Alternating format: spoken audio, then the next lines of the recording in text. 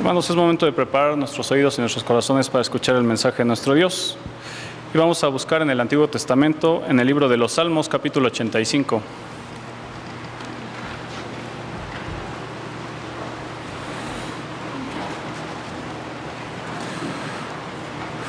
Vamos a leer el capítulo completo y lo vamos a hacer en forma alternada.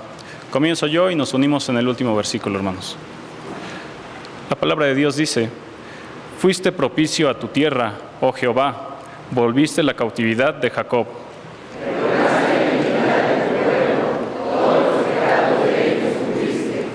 Reprimiste todo tu enojo, te apartaste del ardor de tu ira.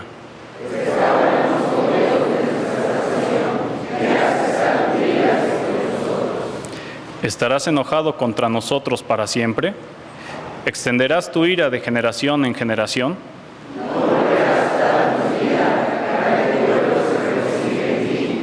Muéstranos, oh Jehová, tu misericordia y danos tu salvación.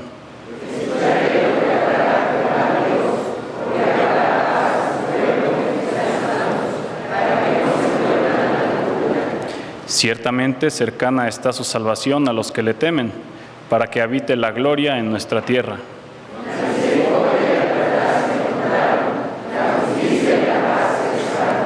La verdad brotará de la tierra, y la justicia mirará desde los cielos.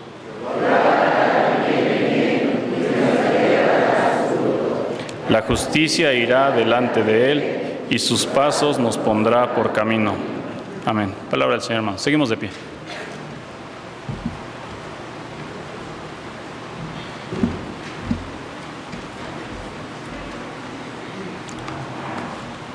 La lectura del Nuevo Testamento la encontramos en la epístola del apóstol Pablo a los Colosenses, capítulo 1, y vamos a escuchar en silencio y con reverencia la lectura de los versículos 15 al 23, que dice de la siguiente manera: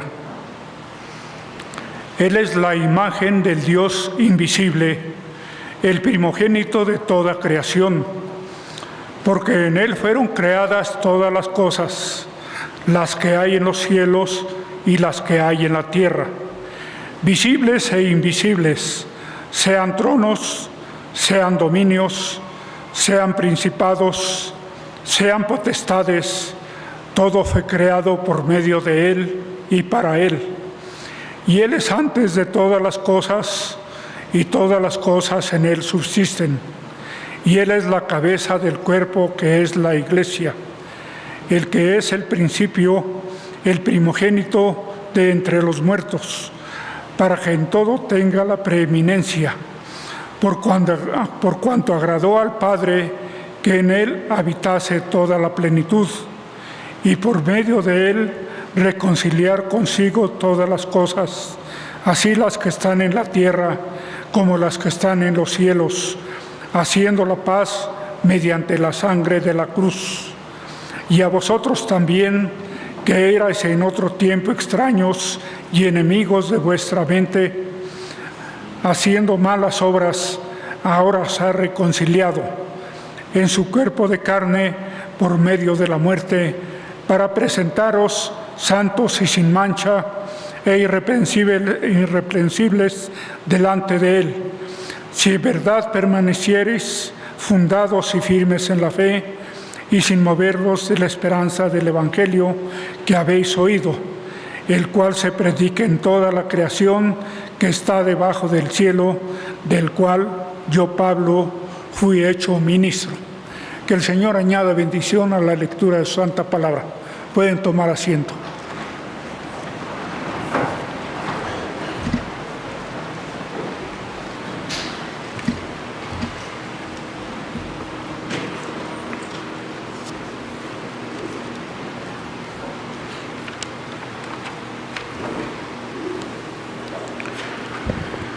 La semana pasada tratamos de responder a una pregunta, a la pregunta ¿qué es el Evangelio?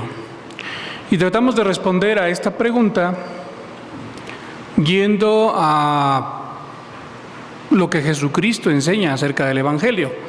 tratando de entender un poco cómo es que Jesucristo predica el Evangelio, cómo es que Él se predica a sí mismo, se presenta a sí mismo.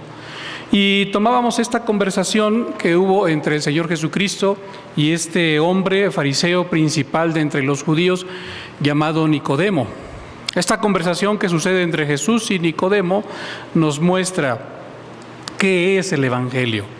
Si recordamos un poco lo que veíamos hace 8 días, caemos en cuenta de que Jesucristo está diciendo: aquel acontecimiento de Números capítulo 21 me señalaba a mí. Y señala también o muestra de alguna manera cómo la humanidad, habiendo estado enemistada con Dios, Dios proveyó una solución para el castigo del pecado de la humanidad, que es la muerte. Esa solución provista por Dios, representada en aquella serpiente de bronce que sería levantada y a la cual todos verían, y al verla pues no recibirían muerte, sino seguirían con vida, serían salvos. Pues ese evento y esa serpiente levantada, dice Jesucristo, me señalaba a mí como el Redentor de la humanidad, como aquel, lo dice el mismo Señor Jesucristo, para que todo aquel que en Él cree no se pierda, sino que tenga vida eterna. Que el Hijo del Hombre tendría que ser levantado exactamente de la misma manera, y todo aquel que lo mirara creyendo, confiando, entonces no se perdería, sino que tendría vida eterna. Eso es lo que veíamos hace 8 días. Esa es la manera en la que Jesucristo está predicando el Evangelio a este hombre que conocía muy bien la ley, que le enseñaba, una persona de mucha experiencia en las Escrituras, pero que no había caído en cuenta, que no le había sido revelado aún lo que realmente era el Evangelio y a quién debían esperar. Él, el Señor Jesucristo, le está diciendo: yo soy. El mensaje del Evangelio se puede resumir de esa manera. El mensaje del Evangelio señala a Jesucristo, apunta a Jesucristo, muestra a Jesucristo como aquel Salvador de la humanidad, como el único que puede traer verdadera salvación y solución a la necesidad más importante, más profunda de la raza humana, al pecado. Este mensaje del Evangelio ha sido predicado por la Iglesia a partir de entonces. Ha sido replicado a lo largo de toda la historia. En cada iglesia debería ser así, si es que en alguna iglesia no ha sido así, debería estarse predicando siempre este Evangelio. Debería estarse mostrando y señalando a Jesucristo como el Salvador, como la solución de Dios para el problema del pecado del ser humano. La Iglesia, el Nuevo Testamento nos da ese testimonio. La Iglesia, a través de la historia, lo ha estado haciendo, lo ha estado predicando a personas que jamás habían escuchado el mensaje de salvación. La Iglesia se ha preocupado de acercarles ese mensaje. Pero también hay algo curioso, algo importante, y en lo que vamos a meditar hoy, porque la Iglesia no solamente se lo predica a las personas que jamás lo han escuchado, sino que también se lo predica a la propia Iglesia. La Iglesia, como estamos viendo en esta carta del apóstol Pablo a los Colosenses, vemos a Pablo escribiéndole a un grupo de hermanos, a un grupo de personas que ya habían escuchado el Evangelio, y que no solamente habían escuchado el Evangelio, sino que también habían creído en el Evangelio. Y la pregunta que nos hacemos entonces es: ¿por qué? ¿Por qué la Iglesia no solo se debe ocupar de predicar el Evangelio a los que no lo han escuchado, sino la Iglesia se debe ocupar también de predicar el Evangelio a aquellos que ya lo han escuchado? ¿Por qué? La respuesta, hermanos, es porque como Iglesia estamos en un peligro constante. Como Iglesia hay un peligro que está siempre presente, siempre latente, y que los apóstoles se preocuparon por luchar contra ese peligro, que podríamos decir es el peligro más importante para la Iglesia, es el peligro más grande. que tiene la iglesia, que enfrenta la iglesia. ¿Cuál es? De que en algún momento de la historia de esta iglesia, de la iglesia local o de la iglesia universal, el fundamento que fue puesto por Dios mismo se ha quitado. Ese es el peligro más grande que enfrenta la iglesia. Cuando analizamos un poco más a profundidad la carta que escribe el apóstol Pablo a los colosenses, entendemos que eso es lo que estaba pasando en la iglesia. Son un grupo de cristianos, son un grupo de hermanos, pero ese peligro está allí presente también entre ellos. Vean lo que dice Colosenses capítulo 2. Voy a leer de los versículos 4 al 8 y noten cómo desde aquí se va viendo ya cuál es el peligro que está enfrentando la iglesia. Dice la palabra de Dios: y esto lo digo para que nadie os engañe con palabras persuasivas. De entrada, Pablo ya nos está haciendo ver que había un grupo de personas dentro de la iglesia o que estaban entrando a la iglesia y que estaban haciendo o tratando de hacer un daño importante a la iglesia. Estaban tratando, dice aquí, de engañar a la iglesia con palabras persuasivas. Esto es, con el sabor de sus palabras, con lo hermoso de sus palabras, de sus argumentos. Ellos estaban tratando de engañar a la iglesia. Pero ¿engañarla para qué? ¿Engañarla de qué manera? Sigue diciendo el apóstol, estoy en Colosenses capítulo 2, ahora en el versículo 5. Porque aunque estoy ausente en cuerpo, no obstante en espíritu estoy con vosotros, gozándome y mirando vuestro buen orden y la firmeza de vuestra fe en Cristo. Ustedes están firmes en Cristo y eso me llena de gozo, dice Pablo. Pero hace un llamado. Noten el llamado, versículo 6. Por tanto, de la manera que habéis recibido al Señor Jesucristo, andar en Él. ¿Cómo es que la iglesia había recibido al Señor Jesucristo? Pablo no les habría predicado, otra persona les había predicado. Pero Pablo sabía muy bien cómo esta iglesia había recibido al Señor Jesucristo, porque esa es una historia común en todos nosotros. Realmente habían recibido al Señor Jesucristo por fe. Habían confiado en el Señor Jesucristo solamente por fe. Ellos sabían, porque ese es el mensaje del Evangelio, que lo único que tenían que hacer, como veíamos hace 8 días, era creer, confiar en que Jesucristo podía darles esa salvación completa. Pero la exhortación de Pablo aquí en el versículo 6 está siendo muy clara. De la misma manera en que ustedes recibieron al Señor Jesucristo, es decir, por fe, de la misma manera ustedes deben continuar andando en Él. De la misma manera ustedes deben seguir viviendo, deben seguir caminando por fe, poniendo su fe solamente en Jesucristo como su Salvador, como su Señor, como el que les trajo solución completa a la necesidad que ustedes tenían. Ustedes tienen que continuar así.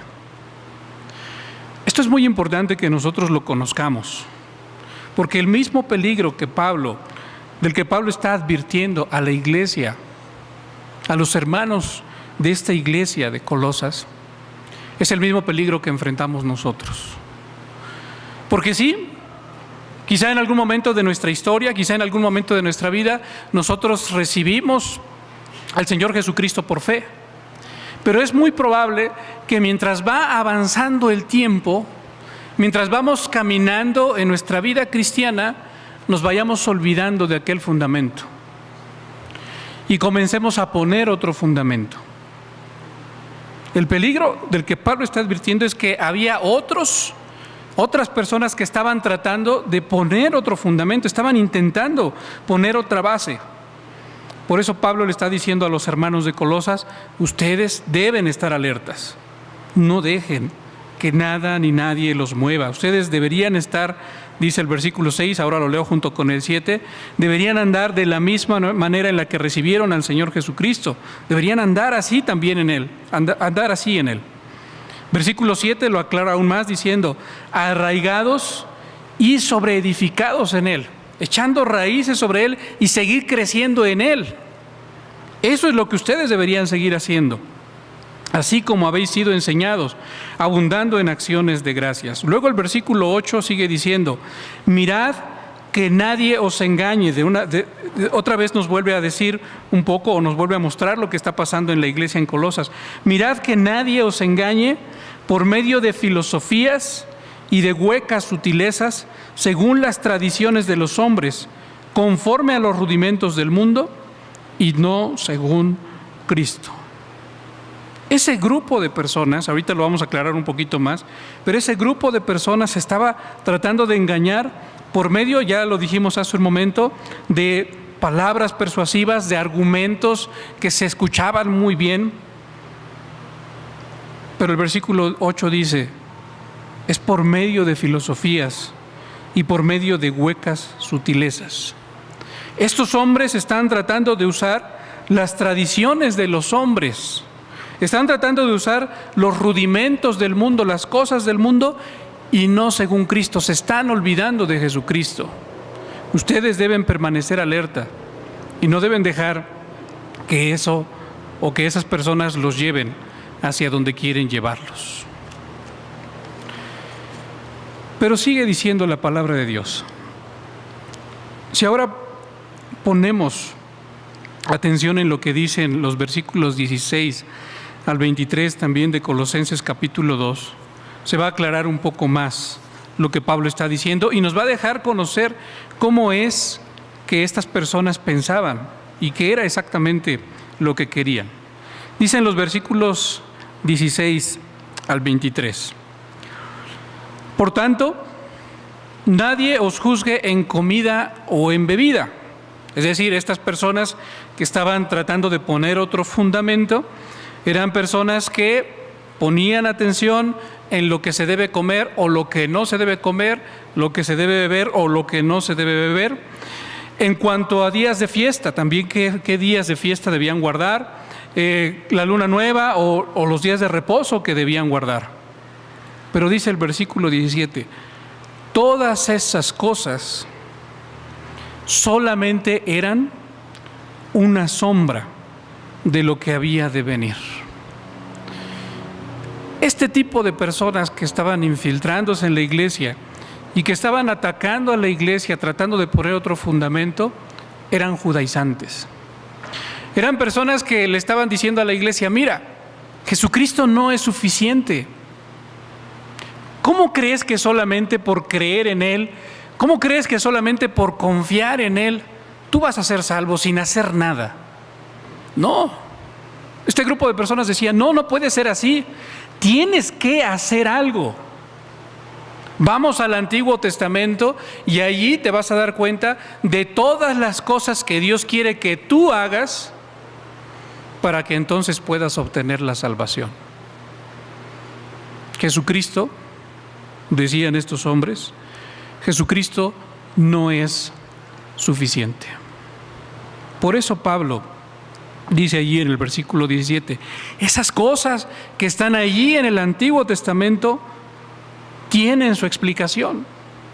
Y Pablo lo ve así, usa una palabra aquí que ilustra bastante bien lo que es el Antiguo Testamento.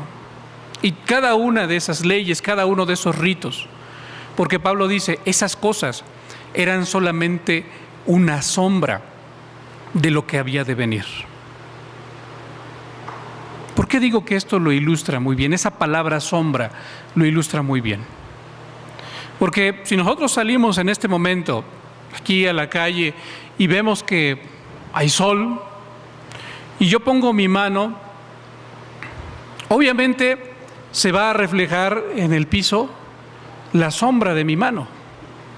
Pero no es mi mano, no es la realidad, porque mi mano está acá arriba. Proyecta la sombra. En la sombra podrán verse los 5 dedos de mi mano, podrá verse la forma, la silueta de mi mano, pero no es la realidad. Refleja la sombra, refleja la realidad de mi mano.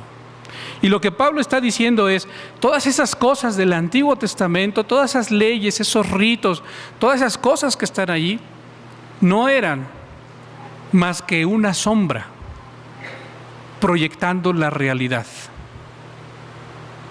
Ahora, La pregunta obvia sería, ¿qué es mejor?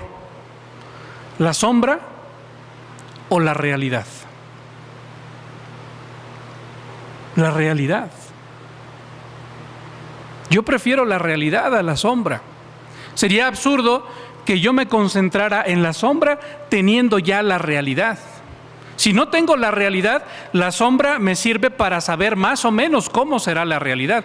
Pero teniendo la realidad, ya no necesito la sombra.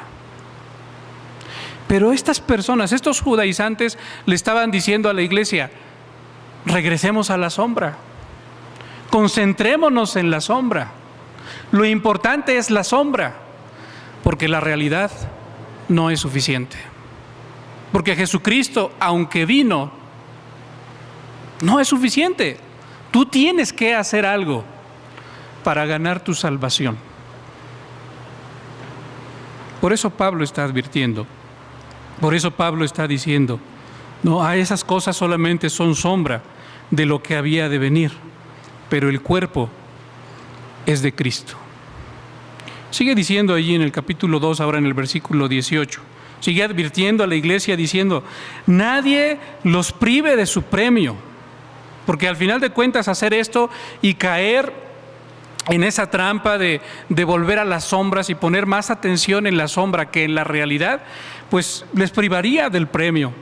Dice, nadie les prive de su premio, afectando humildad y culto a los ángeles. Esta era otra cosa que también se había infiltrado ahí en la iglesia, que quizá tenía relación con lo anterior, porque parecería que ellos decían, bueno, y esta es una falsa humildad, yo como no soy digno de presentarme ante Dios, es más, ni siquiera soy digno de presentarme ante Jesucristo,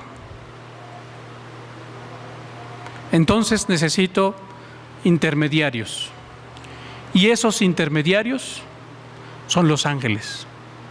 Y entonces estas personas decían, tienes que adorar a los ángeles para que ellos intercedan por ti ante Jesucristo, para que ellos puedan interceder por ti ante Dios, porque tú no puedes hacerlo. Pero noten lo que está sucediendo ahí,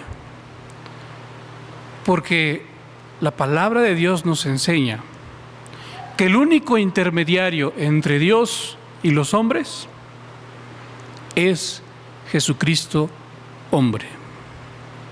No hay otro. Pero estas personas estaban diciendo a la iglesia, no, Jesucristo no es suficiente, necesitas algo más. Necesitas volver a las sombras, necesitas adorar a los ángeles, necesitas esto, necesitas aquello, porque Jesucristo no es suficiente. Y Pablo quiere contrarrestar ese peligro. Pablo, a través de esta carta, lucha contra ese peligro. Pero ¿cómo lo hace?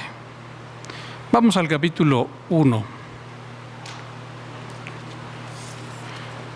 Y les pido por favor que vean lo que dicen los versículos 15 al 23. Esta porción se puede dividir en dos partes. La primera parte es de los versículos 15 al 20, que está conformada por un cántico. Lo que vamos a leer a continuación es en realidad un cántico, es un himno. De los versículos 15 al 20, es un himno que entonaba la iglesia del primer siglo y que resume perfectamente bien quién es para ellos Jesucristo y quién es para nosotros Jesucristo. Dice así este cántico, versículos 15 al 20. Refiriéndose a Jesús, dice de Él, Él es la imagen del Dios invisible. Él es el primogénito de toda la creación. Porque en Él fueron creadas todas las cosas, las que hay en los cielos y las que hay en la tierra, las cosas visibles y las cosas invisibles, sean tronos, sean dominios, sean principados, sean potestades. Todo fue creado por medio de Él y para Él. Él es antes de todas las cosas, y todas las cosas en Él subsisten. Y Él es la cabeza del cuerpo que es la iglesia. el que es el principio, el primogénito de entre los muertos, para que en todo tenga la preeminencia. Por cuanto agradó al Padre que en él habitase toda plenitud, y por medio de él reconciliar consigo todas las cosas, así las que están en la tierra como las que están en los cielos, haciendo la paz mediante la sangre de su cruz. Ese es el cántico. Estos versículos que acabamos de leer conforman ese cántico precioso que resume quién es Jesucristo para la iglesia de entonces y para la iglesia también de nuestros tiempos. ¿Qué es lo que dice en resumen este cántico? Presenta a Jesucristo como la imagen del Dios invisible, aquel que no se puede ver, aquel Dios que no se puede ver, dice la iglesia primitiva, y nosotros también, nosotros pudimos verlo en Jesucristo, porque Él es Dios. Este cántico también muestra a Jesucristo como el creador de todas las cosas y como el sustentador de todas las cosas, en los versículos 16 y 17. La primera parte del versículo 18 nos muestra a Jesucristo como cabeza de su iglesia. La segunda parte del verso 18 nos lo muestra como el primero en resucitar para no morir, como el que está por sobre todas las cosas. Muestra el versículo 19 como aquel en quien habita toda la plenitud de la deidad, Dios mismo, hecho hombre.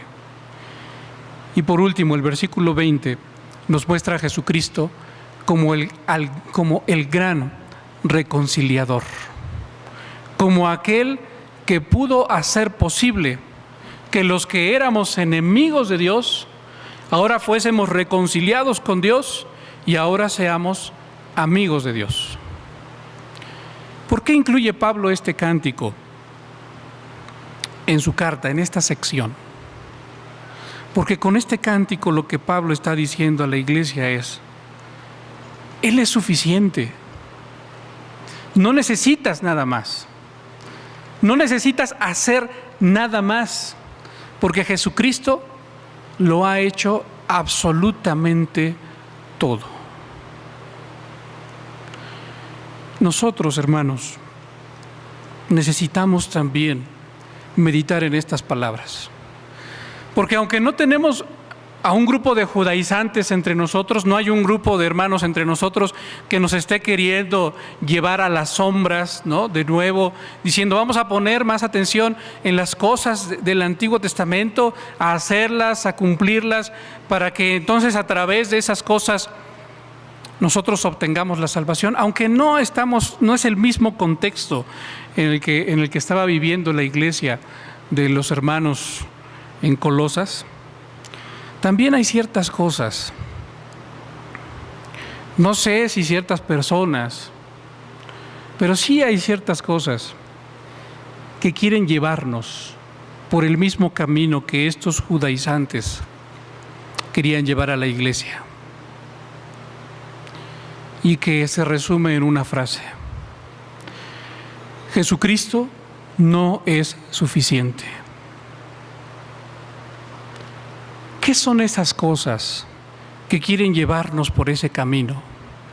¿Qué son esas cosas que quieren hacernos pensar en que Jesucristo no es suficiente, en que es necesario hacer algo más, y que poco a poco nos están haciendo olvidarnos de Jesucristo? ¿Qué son esas cosas? Son muy sutiles. Son cosas a las que a veces no prestamos atención. Un hermano, un predicador, alguna vez escuchaba yo un tema sobre la crianza de los hijos y me ayudó a entender un poco cómo es que a veces, sin que nos demos cuenta, nos olvidamos del Evangelio y ponemos otras bases que no es la base, ponemos otro fundamento que no es el fundamento que Dios ha querido para su iglesia. Este predicador decía lo siguiente acerca de la crianza. Dice: cuando tú tienes a uno de tus hijos y alguno de ellos comete una falta, ¿Cómo es que tú como cristiano le llamas la atención? ¿Qué hace la diferencia entre tú como cristiano y una persona que no lo es? ¿Qué le dices? Y este predicador decía, lo que normalmente hacemos es decirle a nuestros hijos, lo que hiciste estuvo mal. Lo que hiciste estuvo muy mal. Y ¿sabes una cosa? Eso no le agrada a Dios. Y entonces, como eso no le agrada a Dios, tú debes de dejar de hacerlo. Debes de dejar de hacerlo y esforzarte por hacer lo que le agrada a Dios, lo que a Dios le gusta. Cuando yo escuché esas palabras dije, bueno, pero pues eso no está del todo mal, porque es cierto. Mi hijo hizo lo que no le agrada a Dios y yo quisiera que hiciera lo que le agrada a Dios. Y no lograba yo comprender cuál era la diferencia. Hasta que este predicador decía, ¿y dónde está Jesucristo en la disciplina que tú estás poniendo? En las palabras que tú le estás diciendo a tu hijo, ¿dónde está Jesucristo?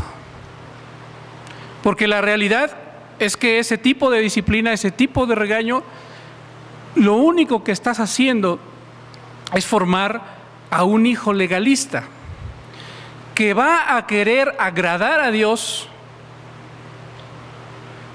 con sus propias obras. Y jamás va a entender este hijo tuyo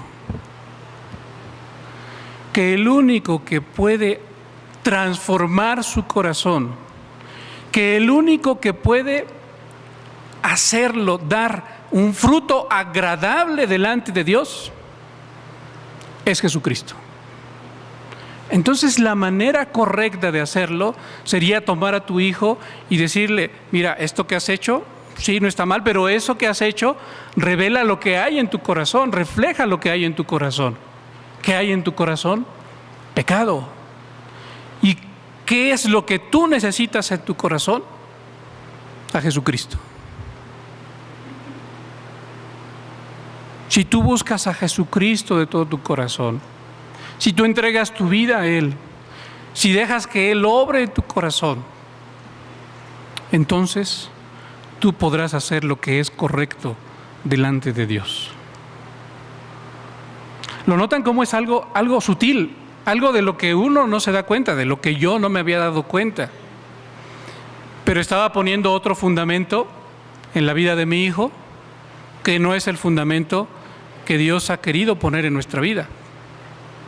Estaba poniendo un fundamento basado en las obras, un tratar de agradar a Dios conforme a mis obras, y estaba dejando a un lado completamente a Jesucristo.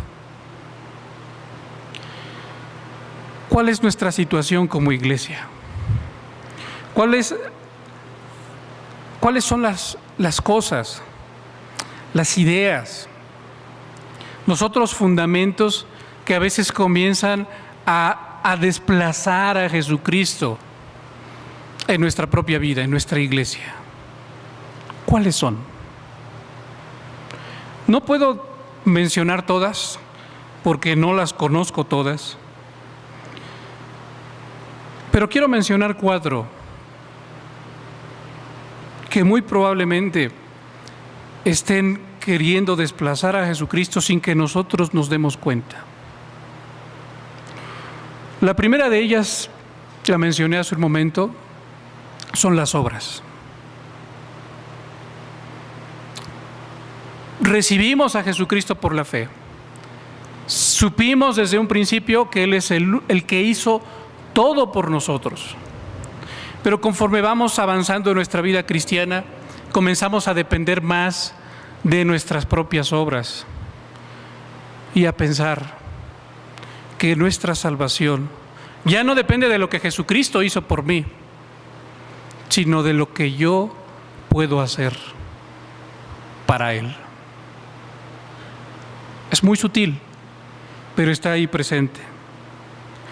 Otra cosa que a veces comienza a desplazar, quisiera desplazar a Jesucristo, puede llegar a ser también nuestra doctrina. Pensar en que creyendo lo correcto es que yo voy a llegar a ser salvo. Ahí hay un peligro también muy importante. Otra de estas cosas, la tercera, es el hecho de participar en los servicios de adoración en la iglesia.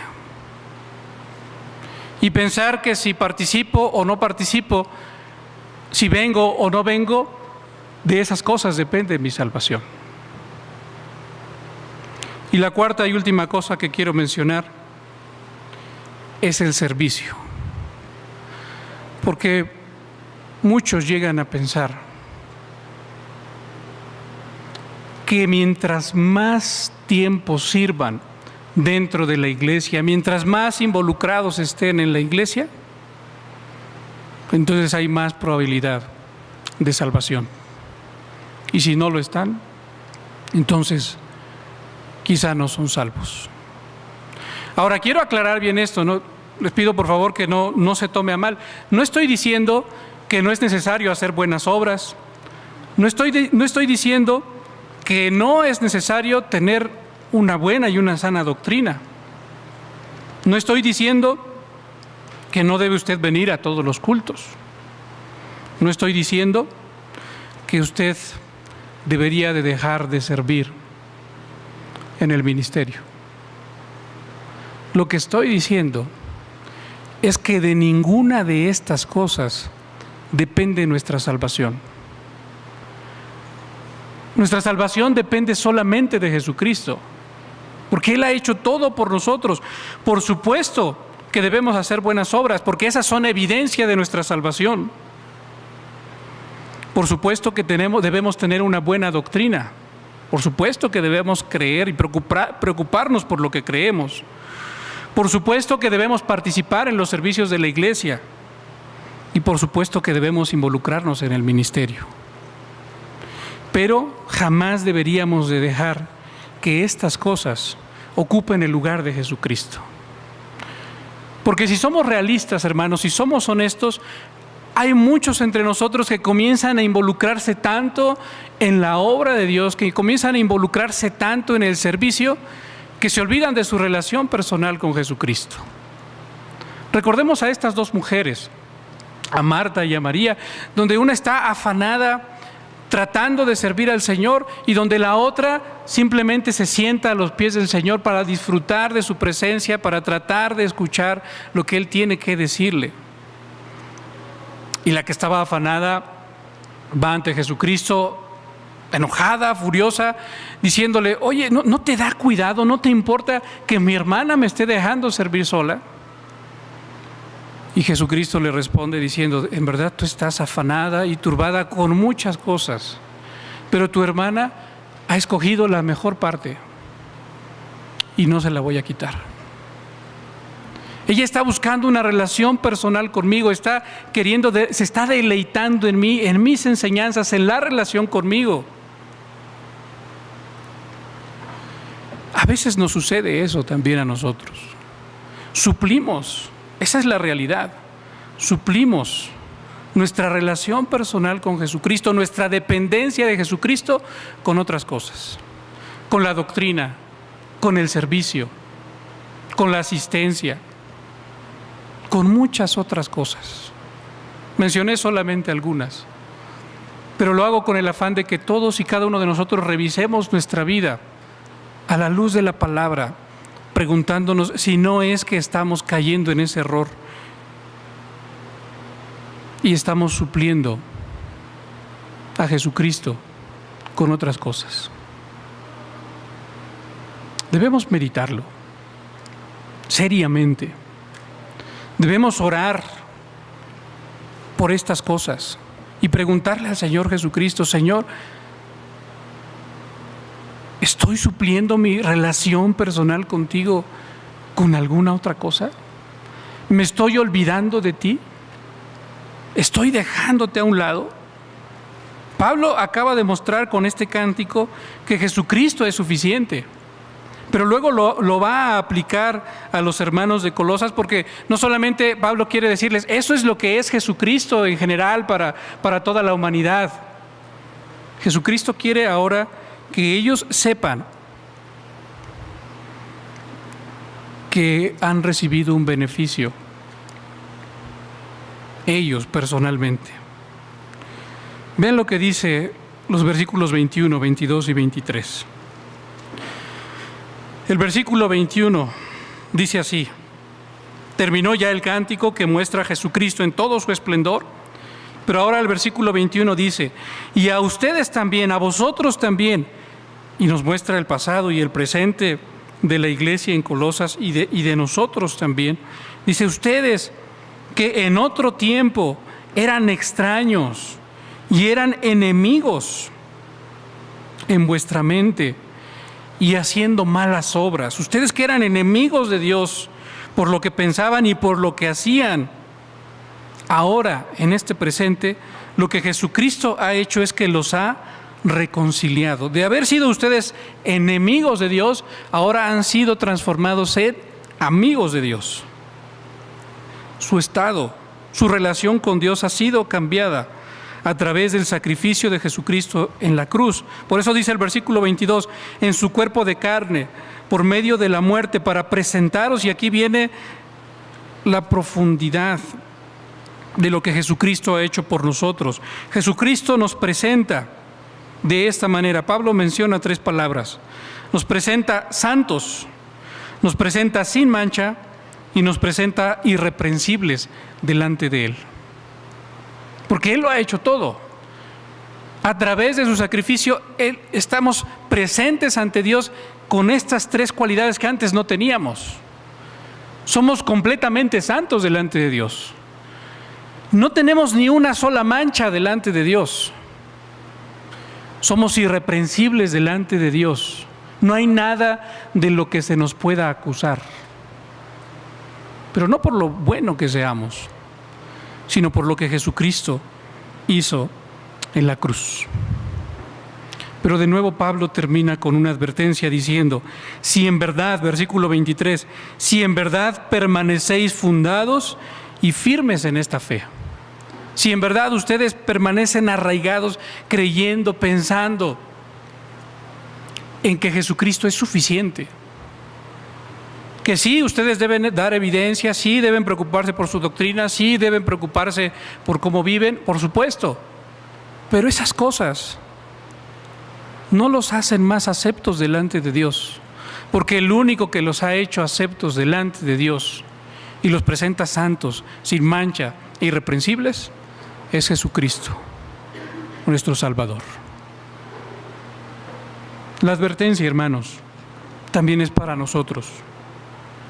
Nos es necesario permanecer alertas, porque muy probablemente, como ya lo mencionamos, se encuentren entre nosotros aquellos que de una manera o de otra nos están diciendo, Jesucristo no es suficiente, necesitas hacer algo más.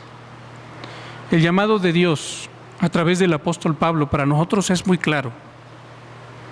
El llamado es a permanecer firmes en el Evangelio, así como fuimos llamados, así como creímos en un principio, debemos permanecer, confiando no en otras cosas, no en nuestras propias capacidades, sino seguir confiando en Jesucristo.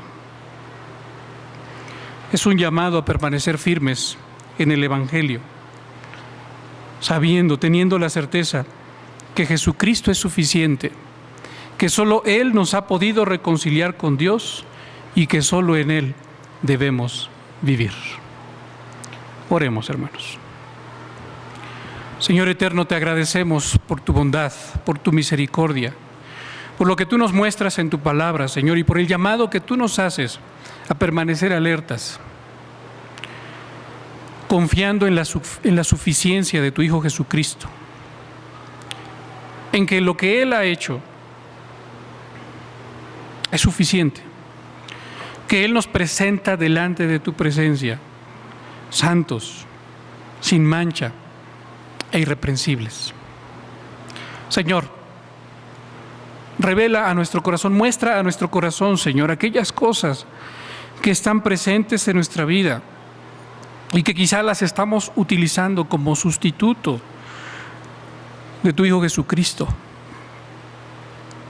Señor, si es así en nuestra vida, te rogamos que tú nos hables, que tú transformes nuestro corazón y que nos vuelvas hacia el fundamento, hacia la verdad, que podamos deleitarnos en tu Hijo Jesucristo, el cual es nuestra cabeza, en el cual debemos estar arraigados y sobreedificarnos, el único que puede nutrirnos y hacernos crecer, y que dejemos de buscar, Señor, sustitutos. Ayúdanos, Señor. En Cristo Jesús, nuestro Salvador, te lo rogamos. Amén. Iglesia Nacional Presbiteriana Príncipe de Paz, ubicada en Humboldt número 50, Colonia Centro, México DF. Si desea mayor información, puede comunicarse al 5518-6114 y 5518-5900 o en la página de internet www.inp-príncipedepazcentro.org. Recuerde que esta puede ser su iglesia.